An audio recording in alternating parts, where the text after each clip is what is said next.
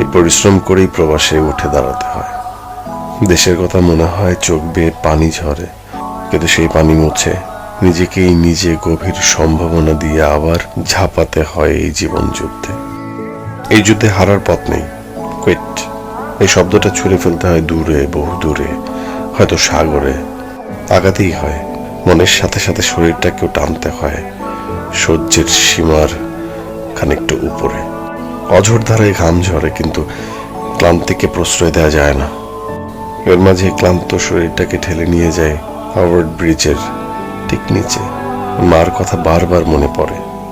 দেশে আমাকে এক গ্লাস পানিও নিজের হাতে তুলে খেতে হয়নি, আর এখন সেই আমি প্রবাসী কি করছি ভাবছি।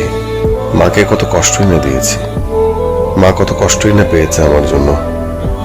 বহুদিন পরে মার সাথে কথা